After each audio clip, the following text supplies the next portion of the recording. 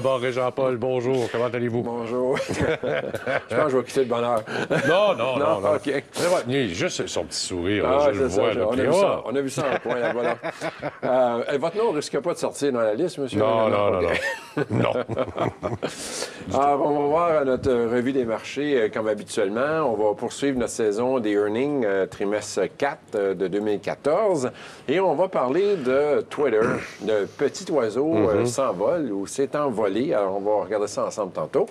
Allons-y, du Seigneur tout honneur, avec nos données économiques. Et évidemment, reprenez-moi en temps réel si les données ne sont pas à jour. Indice manufacturier, une petite mauvaise surprise. Oui. On est encore au-dessus de la ligne de 50, mais ça fait une couple de fois que ça baisse.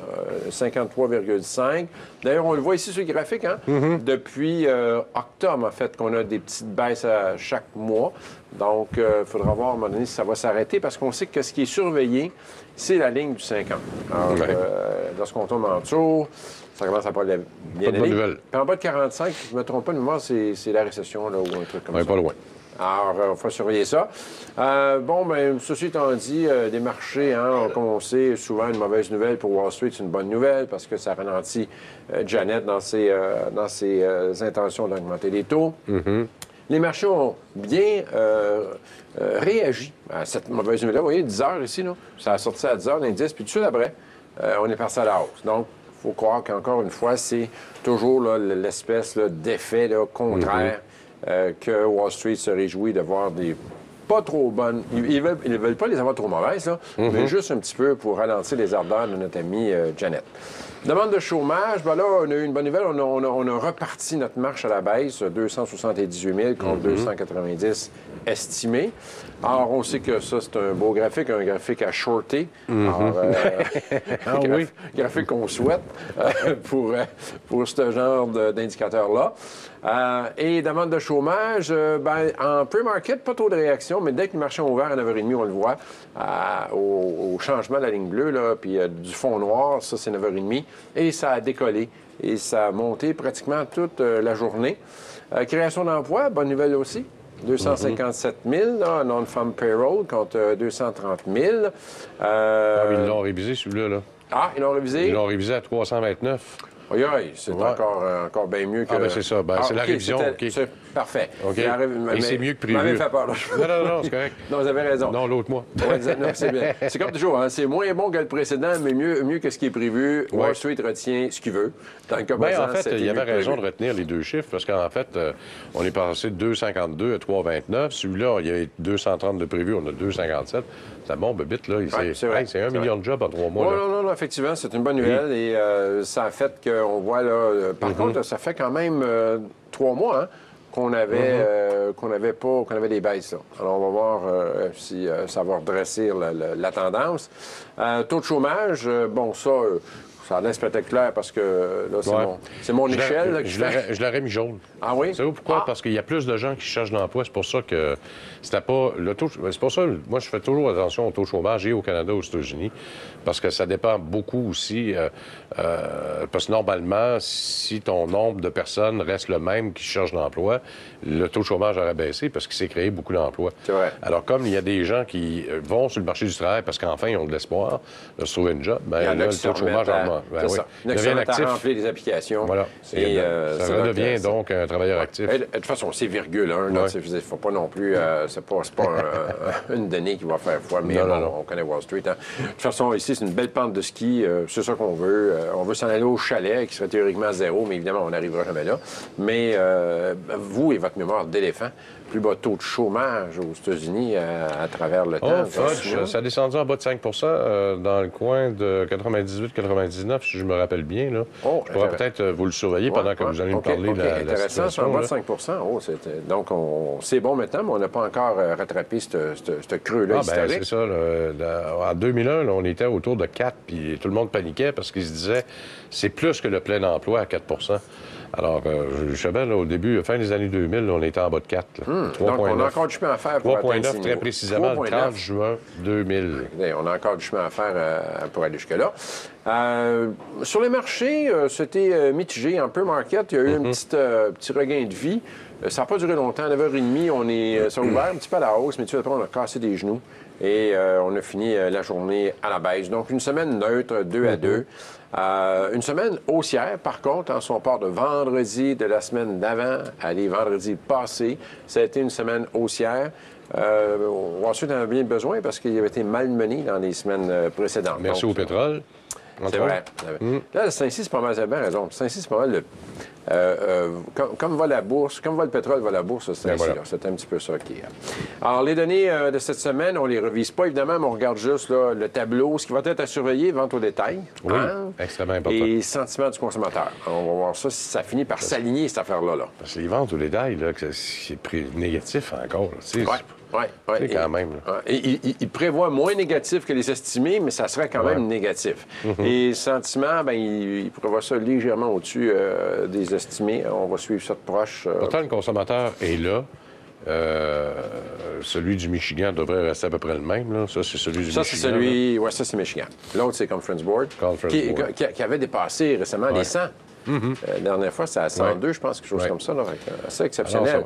Comme vous dites aussi, c'est ce qui est un peu paradoxal, c'est que ça va bien à ce niveau-là, puis les ventes au détail, eux, on arrache un petit peu. Donc, normalement, si on enlève l'essence et l'automobile, ça devrait être positif. Mais j'ai hâte de voir. Point 4. En tout cas, on en reparlera lundi prochain. On va surveiller ça de proche, définitivement. Alors, la semaine passée, on avait des gros joueurs qui déclaraient. C'était... écoutez, je vous dirais aux gens, j'ai un chiffre à la fin de l'émission. Là. Il y a des semaines, il y a 400-500 divulgations par semaine. Il faut bien comprendre qu'on n'a pas le temps de toutes les faire. On essaie de choisir des titres qui sont pas juste les gros, là, des titres qui sont sexy, qui risquent de faire bouger les marchés et de bouger eux autres mêmes. Tu sais, General Electric, c'est gros comme entreprise, mais on ne suit pas ça parce que les earnings de General Electric ou Johnson & Johnson, c'est assez platonique. Donc, on y va avec des choses qui sont un peu plus spectaculaires. Et la liste qu'on avait ici a bougé beaucoup, on le voit là, dans la colonne de l'actuel. Puis, et on va faire aussi un topo spécial sur Twitter qui faisait partie des entreprises qui divulguaient la semaine passée. Et le petit oiseau s'envole. On va voir un petit peu ce qui fait qu'il s'envole, ce petit oiseau-là. C'était le temps qu'il fasse de quoi, lui? Oui, bien, effectivement. Là, alors, bon, premièrement, au niveau des résultats, chapeau, là, ils ont quand même... Ils ont battu de 100 les estimés. On s'attendait à 6 cents, mais ils en ont sorti d'eau. C'est pas mauvais jusque-là. Mais c'est pas juste ça qui est la grosse nouvelle dans Twitter. Twitter et Google se courtisent. Twitter et Google ravivent une entente, parce que ça a déjà existé, là, qui permettrait à Twitter de voir afficher ses gazouillis, comme ça qu'on appelle ça, des tweets, là, dans les résultats de recherche de Google. Alors, tu sais, maintenant, là, on fait une recherche sur quelque chose et vous pourriez voir à travers tous les liens de recherche apparaître des tweets de Twitter. Google et Twitter ont déjà, dans le passé, en 2009, travaillé sur une telle entente. Donc, c'est pas nécessairement nouveau. Moi, j'ai l'impression que ça avait été un petit peu mis de côté. Là, devant une certaine compétition qui vient de partout, ils ont ravivé ça. Et aussi, on dit que Twitter serait parvenu à une maturité qui permettrait de profiter au maximum d'une telle entente. C'est peut-être qu'avant, c'est un petit peu trop petit pour Google, mais là, ça commence à être un peu un incontournable. Donc ça pourrait bénéficier aux deux entreprises. Moi, je veux dire honnêtement, puis ça, c'est bien personnel, là, on verra bien, là. Oui, ça peut bénéficier. Moi, ma crainte, c'est que, déjà, je me souviens quand ça a commencé, moteur de recherche, il y a 10 ans, tu faisais une recherche, et puis je me demande, c'est 10 ans, peut-être moins que ça. Tu faisais une recherche, puis c'est pertinence qui sortait. Aujourd'hui, là, il sort à peu près n'importe quoi. Là, ils vont mettre les tweets à travers ça. Et hâte de voir ce que ça va donner, moi, comme... c'est une affaire, de trouver une information à partir de sources, mais de trouver ça à partir de tweets, de fait, de tout le monde sur la planète. Je ne sais pas ce que ça va donner. Qui vivra verra. Dick Costello, qui est... c'est pas Abbott, là, c'est... J'ai pensé à lui quand j'ai dit ça. PDG de Twitter mentionne qu'il faudra attendre plusieurs mois avant de mesurer les résultats de cette entente. Mais en gros, c'est très positif pour Twitter. Twitter estime qu'environ 600 millions d'utilisateurs arrivent sur des pages de Twitter par l'entremise de recherche. Donc, ça va ajouter un trafic assez important. Les chiffres qui parlent, l'entente avec Google pourrait grandement augmenter le trafic des deux entités. On verra ça un peu plus tard. Bien, on en reparle à 12h30. Puis Michel va me donner son avis aussi sur Twitter et particulièrement sur Bombardier. J'ai hâte de l'entendre là-dessus. À tout de suite. Bon, alors on poursuit notre discussion sur Twitter. D'ailleurs, vous avez entendu la recommandation de Michel juste avant de partir à la pause que c'est un achat. Aujourd'hui, il perd 3-4 là, mais quand même. Oui, techniquement parlant, je pense que c'est définitivement, ils ont le vent dans les voiles. D'ailleurs, on va voir, on va finir notre petit topo sur Twitter. Puis même, je ne sais pas si pendant que je finis ça, il doit être couvert, j'imagine, pour Twitter. Qu'est-ce que Bloomberg et les analystes nous disent là-dessus? Là. Oui. Il y a de moins en moins de gens qui regardent, qui le voient encore positif. Là. Il y en a même pas à moitié. Intéressant. OK. Bon, on va regarder le graphique tantôt pour voir vraiment où est-ce qu'il y en est rendu. On regarde ça en temps réel. On va finir nos... Il y a du short là-dessus, là. Oui, bien... 7 de la flotte. 7 Oui. OK. On va aller voir ça après. Ouais. L'entente de Google, on t'a rendu là tantôt, pourrait grandement augmenter le trafic pour les deux entités. Ça, je pense qu'on comprend ça. Twitter a présentement 288 millions d'utilisateurs actifs mensuels, qu'ils appellent là, des MAU. Là. Et met beaucoup d'emphase sur la monétisation de ce trafic. Parce que c'est toujours été un peu le problème de toutes ces affaires-là, là, Facebook, Twitter, Lookalike. Là. Ils ont du monde. Hein. Facebook, il a passé le cap d'1 milliard, là, je ne me trompe pas. Le problème, c'est de monétiser ça. Et à part du temps, ces plateformes-là sont surtout sur des appareils mobiles. Alors, il reste une problématique là, incontournable, c'est que la surface là, d'un téléphone, c'est la surface d'un téléphone. Tu peux même mettre de la publicité tout autour de la page, puis des grosses annonces, ça ne fonctionne pas. Donc, Twitter a une fréquence publicitaire d'affichage. C'est intéressant de comparer ça à des joueurs du même secteur. Une fréquence publicitaire d'affichage de 1,3 contre Facebook, qui est présentement à 5 Donc, on voit que Facebook, quand même, là, est à l'avance là-dessus, mais ça peut être dire aussi qu'il y a du potentiel pour Twitter. Hein, tout, dans le fond, jusqu'à un certain point, mais écoute, si lui a 5 ça veut dire que moi aussi, je peux y aller puis j'ai de la place. Donc, ça joue des deux côtés, ces genres de chiffres-là. Que des bonnes nouvelles, hein, dernièrement, là, tout va bien, Mme la Marquise. Là, ceci laisse beaucoup de place à la croissance de revenus générés par la publicité, c'est ce qu'on vient de dire. Toutes ces bonnes nouvelles combinées à des bons résultats, parce qu'ils ont eu des bons résultats, ont fait s'envoler le fameux petit oiseau.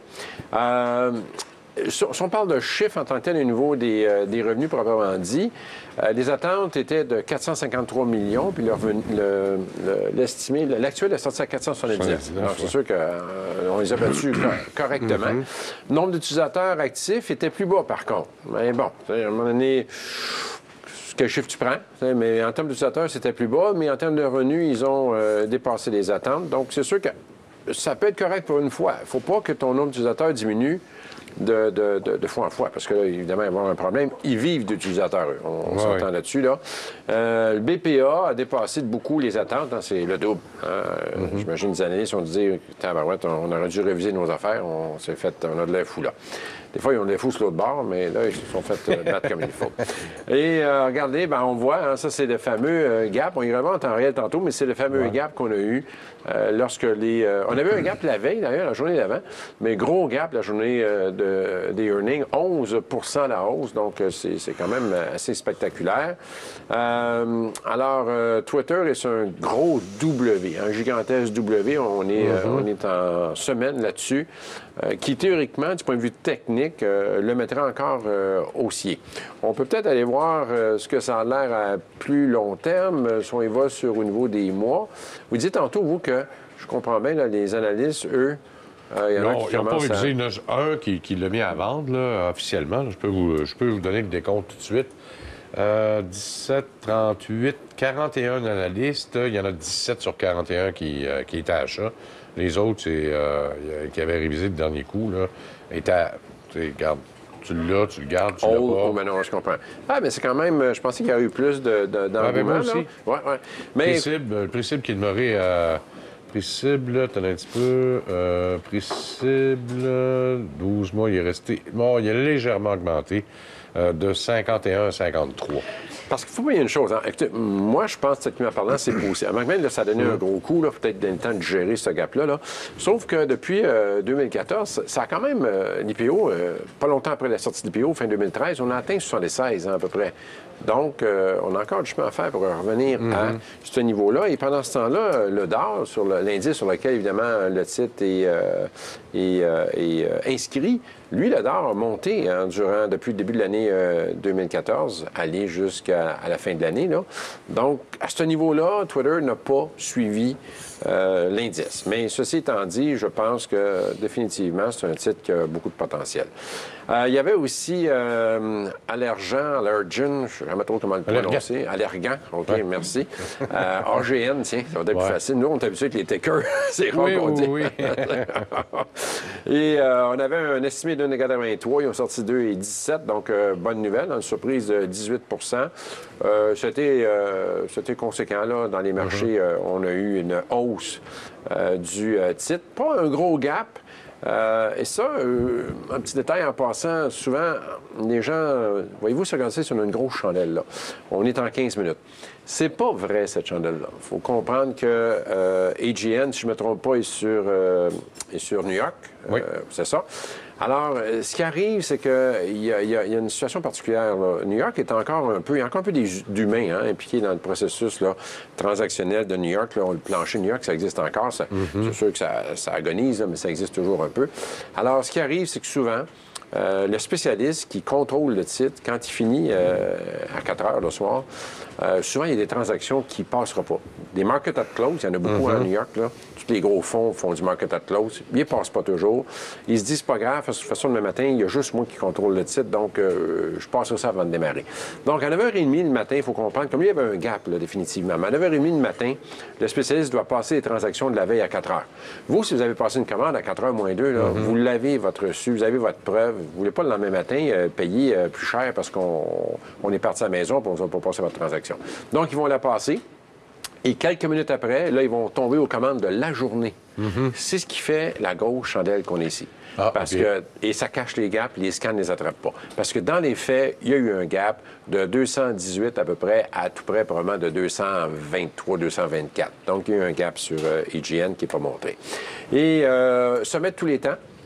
Pour AGN. On se souvient d'AGN, il était dans la saga là, de la transaction avec notre ami Ackman. Ackman, avec Valiant. Valiant, c'est ça que je cherchais. Finalement, c'est Activis qui m'a mis dessus. Là. Donc, ils sont à un sommet de tous les temps. Donc, il faudra quand même faire attention. Là. Je veux dire, ça commence à être... écoutez, on approche de 225, 230 piastres. Je ne sais pas, les analystes, s'ils coupent, qu'est-ce qu'ils en disent. Là. Qu'eux autres, ils ont eu de la misère. Oui. Ils ont eu de la misère. Il y a eu de la misère. Au niveau des résultats, ça a bien été. 61 sous, ils ont sorti 76 sous. Donc, 8 à la hausse. Par contre, ça va vraiment, par rapport à ce que vous dites, vous n'aviez pas vu le graphique avant. Là. Les Chinois, là. Ça n'a pas paru, même que, regardez, il y a un gap à la baisse à l'ouverture. Fait que non seulement que la bonne nouvelle n'a pas fait son effet, là, mais c'est allé de côté, après ça, le restant. Des 2 jours qui ont suivi. Quand vous dites les Chinois, qu'est-ce que... c'est parce qu'ils font affaire en Chine, là, avec Kentucky Fried Chicken. Ils ont également Pizza Hut. Puis les chiffres sont pas tellement bons. C'est-tu le même Yum, ça, que Yum... Non, Yum. Oui, les chips... c'est pas la même gang. C'est pas la même gang. Les autres, c'est Taco Bell, Poulet Frit Kentucky et Pizza Hut. OK. Ouais, c'est des franchises qui sont un petit peu moins à la mode qu'ils l'étaient à une certaine époque. C'est le MTI de la Chine. Mais ils ont manqué. Vous aviez quoi? Oui, bien moi, j'ai écouté, à moins que, corrigez-moi, là, moi, j'avais un résultat de 76 cents sur 61 cents. Oui, mais ça, là, hors éléments, eux autres, parce que quand ils regardent hors éléments, ils ont fait 61 par rapport à 68. Ça, c'est important d'expliquer ça. Ils ont raté, puis ils ont raté par 11 cents. Strictement, le marché chinois, ils ont raté par 11 cents. C'est pour ça qu'ils se font ramasser. Je comprends. Ça, c'est important de préciser ça, les histoires de hors éléments, là. C'est comme les hors éléments, c'est comme les one-time charge, ces trucs-là, là. C'est qu'à un moment donné, il y a bien des façons de faire parler les chiffres. Tu as des résultats, c'est genre, on a fait 100 millions de profits, excluant une perte de 300 millions. Mais si on prend le 300 millions pour le mettre dans le calcul, on a perdu 200 millions. Donc, il faut être prudent avec les chiffres, comme vous dites tantôt. Il faut peut-être creuser un peu. Effectivement. Pour voir comment est-ce que... Très rapidement, il nous reste 20 secondes, peut-être pour le prochain. Là, LinkedIn, surprise à la hausse, et ça a été très beau sur les graphiques. Ouais, un autre gap. À chaque fois que ces titres-là donnent des bons chiffres. C'est dans la gang de Twitter, ça fait là, ça. Ben oui. Twitter, Facebook, LinkedIn. C'est le temps qu'ils se mettent à faire de l'argent un peu, là, parce que je dis qu'ils nous ont promis des paradis qui n'arrivaient pas trop vite. Là. C'est vrai. On fait une pause. On va parler de pétrole. Vous avez un graphique de pétrole tantôt, on va parler de pétrole un petit peu. Bon, vous avez dit qu'on allait parler un peu de pétrole. Je voulais que M. Paul nous analyse au niveau technique. C'est un peu le vœu aussi que Michel nous a donné tantôt. Au niveau technique, ça a l'air de quoi exactement? Parce que si on prend XLE, qui est un spider qui représente le pétrole, ben là, il recommence à prendre du mieux pas mal. Belle configuration. Vous savez, M. Gagnon, les fameux double creux. On a un creux ici, un creux là. Puis, ça a fait un 3 creux, hein, parce qu'on a eu un ici, qui était fin décembre. On a eu un autre ici au début de l'année et un troisième. Depuis ça, là, ça monte. Par contre, là, on arrive sur une résistance qui vous mentionnez tantôt, qui est le prix de décembre. Là. Donc, il faut que ça passe au travers. Pour que le double creux continue, il faut qu'on passe au travers, là, 80, mettons 81,5, 90. Là, quand on va arriver à 81, quoi, c'est bug la galère ou... Oui, bien là, après ça, avec général, vous avez la hauteur de ça ici qui est la prochaine cible, donc ça, 10 piastres. 10 de piastres? cible. Ça veut dire à 90, à moyen terme. à 90, on est à 53, ça veut dire qu'on arriverait à peu près à 57, 58. Ah oui, vous convertissez ça. J'essaie de convertir. À la pompe, vous êtes capable de me dire non, ça. à la pompe, là. À la pompe, on est à 50 piastres, ça coûte une pièce et 14. Là, Il n'y a pas trop de corrélation. Non, juste pour... C'est pas je veux... Ça y est, je l'ai parti. Non, vous me portez là-dessus. C'est correct. Non, c'est parce que la semaine passée, on arrive à une pièce et 17. D'abord, il était trop cher. Primo. Deuxièmement, vendredi, je regarde dans la région de Saint-Eustache, il est à une pièce 14 vendredi soir. Je vais attendre un petit peu. Le lendemain, il est rendu une pièce et 3. Wow! Je cherchais l'erreur. Ouais, le matin, il est à 98. Fait que je serais pas surpris parce qu'il leur coûte plus cher encore aujourd'hui qu'il ne leur coûtait, en tout cas à l'acquisition. Je serais pas surpris à soir ou demain qu'il remonte une pièce 14. Un gap. C'est à peu près certain qu'il va y avoir un autre gap. Il n'y a que cette industrie-là qui est capable de nous faire des plus ou moins 15 dans une semaine. Chance, ça ne marche pas de même dans le secteur automobile. Ça coûterait cher les autos. Bon, première question, Jean-Pierre. Il me semble que l'or devrait baisser avec le dollar américain en hausse. Il n'y a aucun risque d'inflation. On craint surtout la déflation, n'est-ce pas? Est-ce que vous pourriez m'éclairer? En tout cas, juste, moi, la première chose, dollar américain, or, c'est pas très corrélé ensemble. Pour le reste, on peut dire quoi? Évidemment, jusqu'en 1971, une once d'or valait 35 $ américains. C'était fixé depuis les ententes de Bretton Woods en 1944. Et là, on a décollé ça. Et lorsque quelqu'un cherche une valeur refuge, évidemment, ce sont les deux grandes options. L'or et le dollar américain. Mais encore une fois, il y a quand même, dans le cas de l'or, un fondamental. Les mines d'or, la qualité de l'exploration, tout ça. Alors donc, ce n'est pas aussi une relation inverse. C'est vrai que statistiquement, sur 20-30 ans, vous allez voir, quand le dollar monte, le prix de l'or baisse, et l'inverse. Mais depuis quelques années, ce n'est pas aussi automatique. Ce sont deux valeurs refuges que les gens vont, surtout les Asiatiques aiment beaucoup l'or. Ouais. Alors donc, dans ce contexte-là, c'est vrai qu'avec la déflation, l'attrait de l'or qui rapporte rien, qui n'a aucun rendement, alors que des dollars, bien évidemment, vous allez les investir dans des titres boursiers ou des obligations, vous allez avoir probablement des meilleurs rendements. Mais je pense que s'il y avait un scénario de déflation qui se confirmait, l'or prendrait certainement du poids de la bête.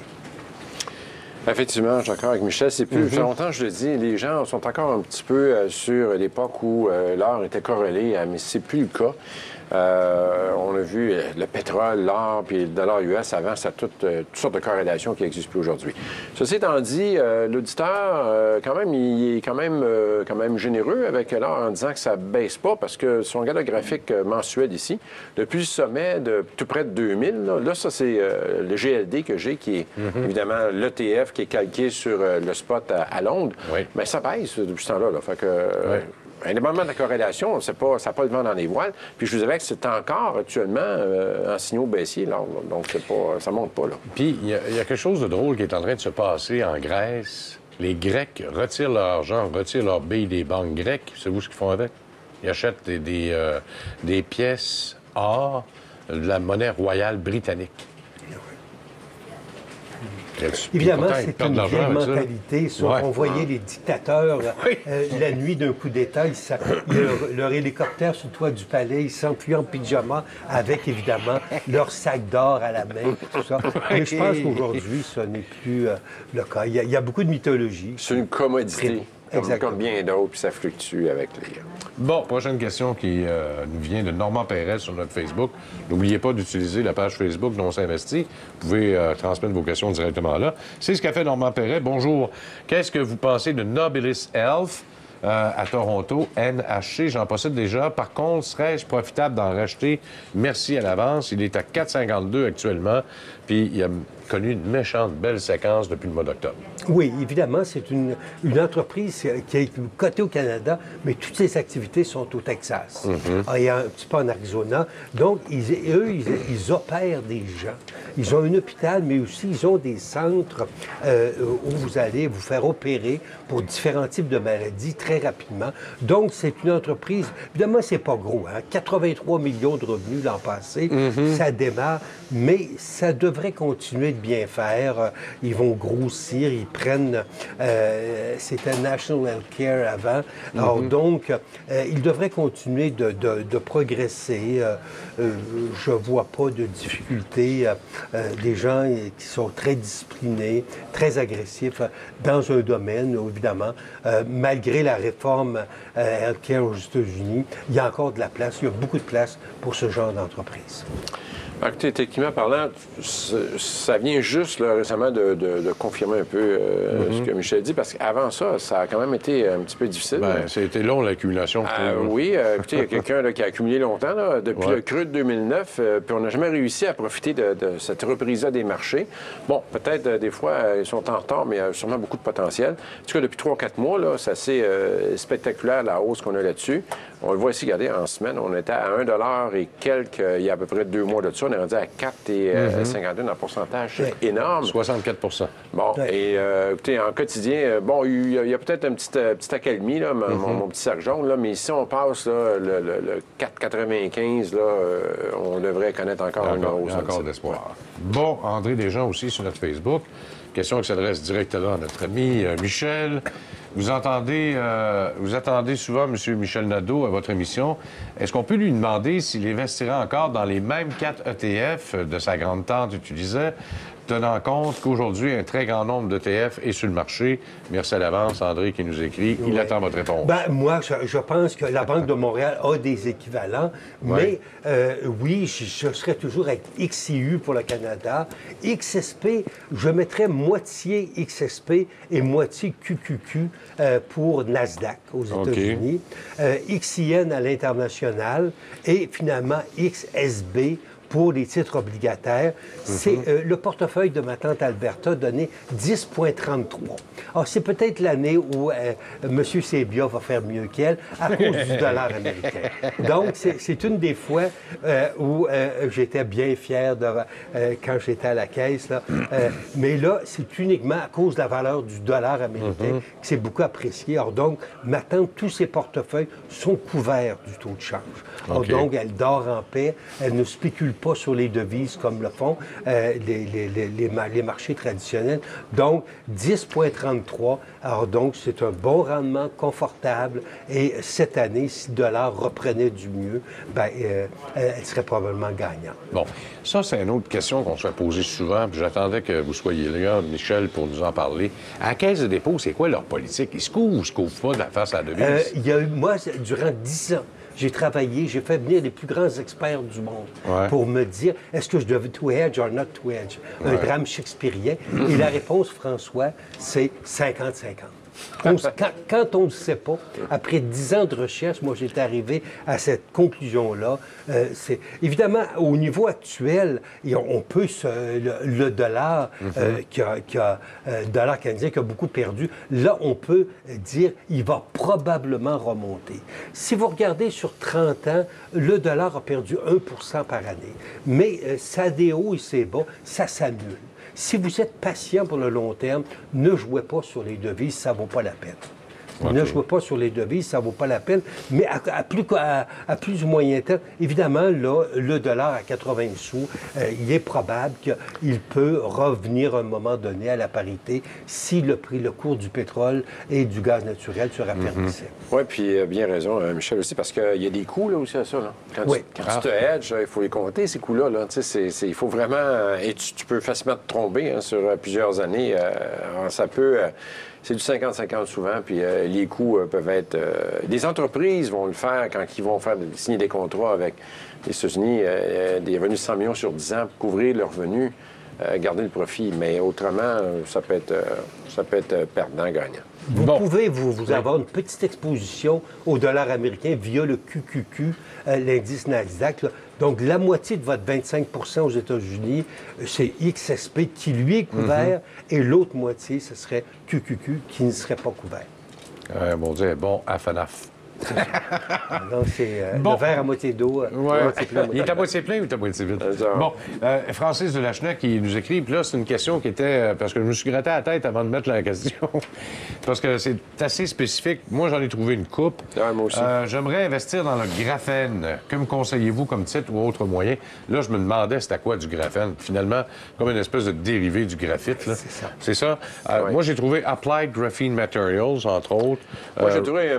il y a Graphene 3D Lab. C'est ça. Il y a aussi CABN. C'est tous des petits sites. C'est ça. C'est tous des petits sites. C'est difficile. C'est du penny stock. C'est un matériau qui a beaucoup de potentiel, paraît-il, puisqu'il est très solide, très résistant. Si vous tapez Graphene Stock Related Companies, vous allez avoir publicly traded stock. Là. Il y a American Graphite, il y a K-Bot, CVD Equipment, Energizer, Focus Graphite, Graphene Nanochem, Adale. Alors, vous en avez une quinzaine de titres. Alors, si vous voulez, puis dans chacun des cas, on vous décrit l'activité. Moi, j'irai le plus en haut possible, le plus proche de la mine de graphite. C'est probablement là où vous avez le moins de risques pour spéculer sur l'envolée de ce nouveau matériau. Parce qu'il y a beaucoup de compagnies qui viennent, je pense à Graphene TD, là, c'est une compagnie, en tout cas, qui, je pense que c'est même d'originaire de Bulgarie. Il y a plusieurs compagnies bulgares là-dedans. Beaucoup sont listés à Londres. Hein? Les gros sont listés. Ben c'est ça. Donc, la gouvernance est moyenne, pour être poli. Ah oui?